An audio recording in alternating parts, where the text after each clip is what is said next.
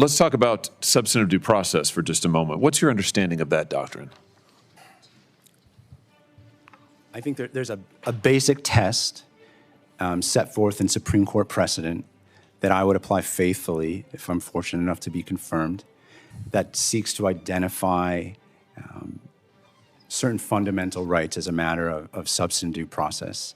That precedent, the precedent for that test, as I understand it, basically requires consideration of whether the right at issue is implicit in the concept of ordered liberty and also consistent with deep history and traditions of the Republic.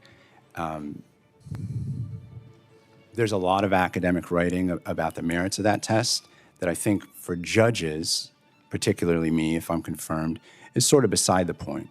Because on the Third Circuit, I'd be bound by Supreme Court precedent, like the Glucksberg case, to apply that test in the context of arguments presented to me by the parties. What is the leading Supreme Court precedent on substantive due process, to your knowledge? I mean,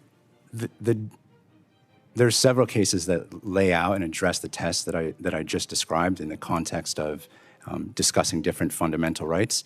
Dobbs is one of them. I mentioned the Glucksberg case, which is an older formulation of that test.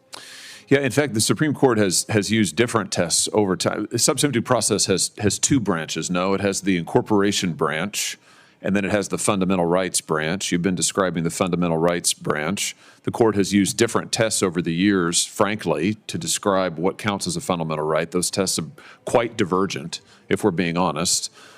But this court seems to have settled on one recently, and I think you just put your finger on the decision that most recently draws these themes together, these strands together, and that's the Dobbs decision.